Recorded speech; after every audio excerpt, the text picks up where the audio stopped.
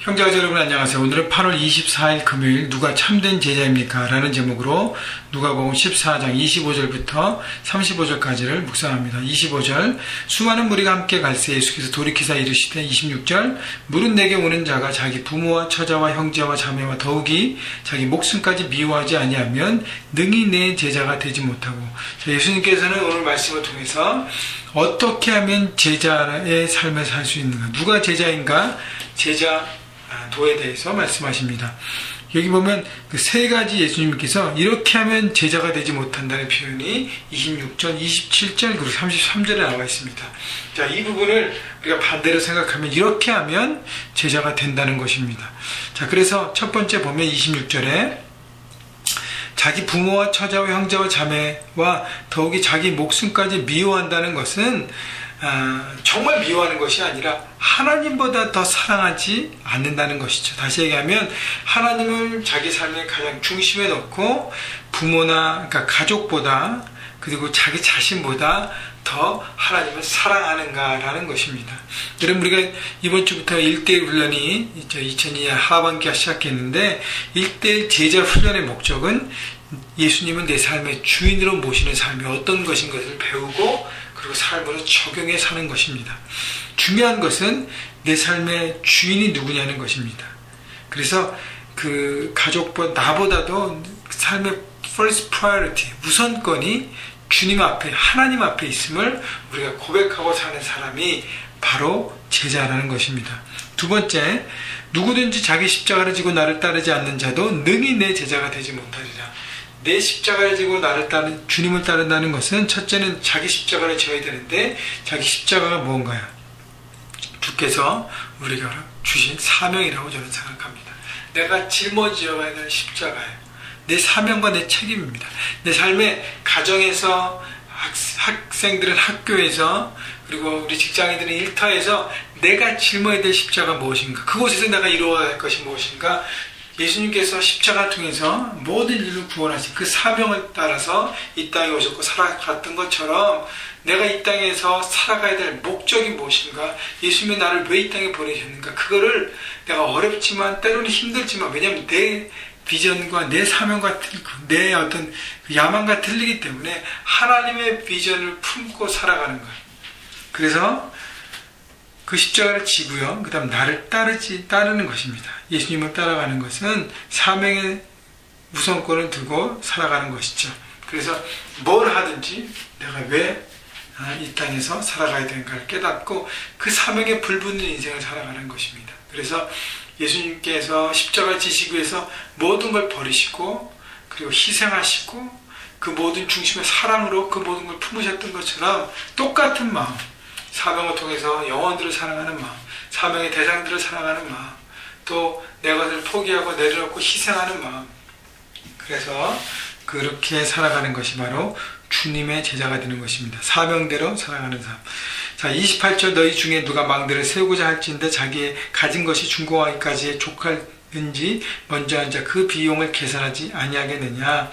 그렇게 하여 그 기초만 쌓고 능히 이루지 못하면 보는 자가 다 비웃어 이르되 이 사람이 공사를 시작하고 능히 이루지 못하리라 하리라.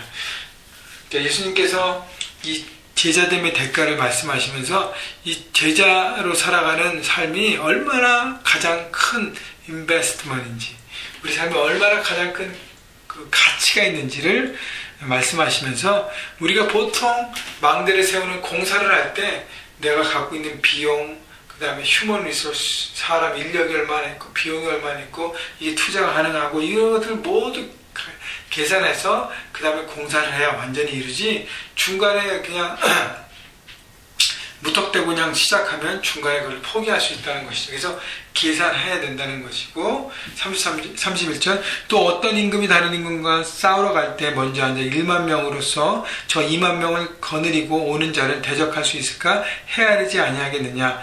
만일 못할 터이면 그가 아직 멀리 있을 때에 사신을 보내 화친을 청할지니라. 자, 전쟁을 하는 인군도 자기에 있는 군사 숫자와 적군의 군사 숫자를 생각하고 적더라도 가능하면 전쟁하지만 가능하지 못한 전쟁 화친을 친해서 그것을 많은 피해를 피해갑니다. 그러니까 먼저 생각하고 계산한다는 것이죠. 예수님께서 이 두 비유를 말씀하신 것은 우리가 이 땅에 제자로서 살아가는 삶이 얼마나 가치가 있는지 한번 계산해 보라는 거예요. 생각해 보라는 거예요. 내가 썩어질 육신과 다 무너질, 다 두고 갈 이 땅의 것을 붙잡고 사는 인생을 살 것인가, 아니면 영원한 하나님 나라 보면서 하나님께서 말씀하신 그 사명대로 살아가는 제자 삶이 얼마나 귀한 것인가를 생각해보고 거기에 올인하라고 말씀하십니다.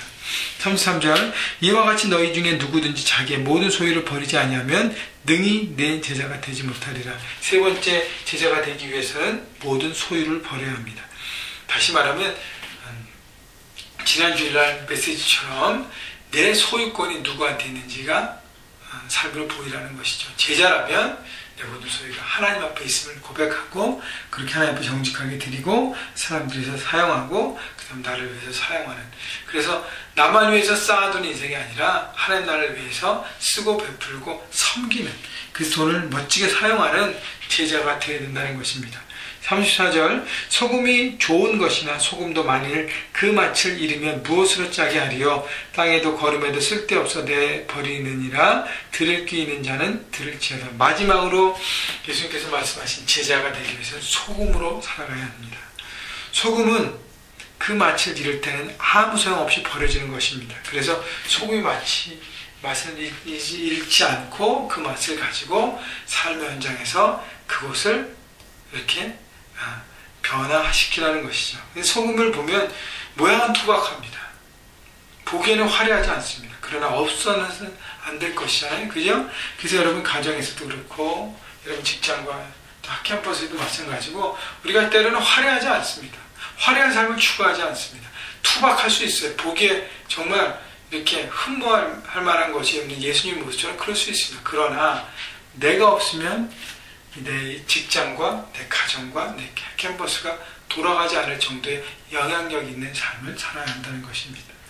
그래서 그 소금이 예를 들어 생선에게 뿌려지면 생선의 그 선도를 지키고 생선이 썩지 않게 하는 것처럼 내가 있음으로 내 가정과 내 직장과 내 일터와 우리 하나님의 교회가, 내 교회가 썩어지지 않는 생명을 유지하는 그런 곳이 될 수 있도록 내가 어떻게 녹아져 내려야 합니다.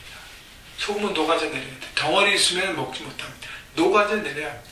그래야 맛을 내고 그 다음에 생명력을 유지할 수 있는 것입니다. 그래서 나를 드러내지 않고 녹아지는 소금의 모습처럼 여러분 삶 현장에서 녹아지십시오. 자기 의를 내려놓지 말고 녹아지셔서 그것을 새롭게 하는, 보이지 않는 리더로서, 영향력이 있는 사람으로서 삶 현장에서 하나님 나라를 이루시는 제자로서 오늘도 살아가시길 주님의 이름으로 축원합니다.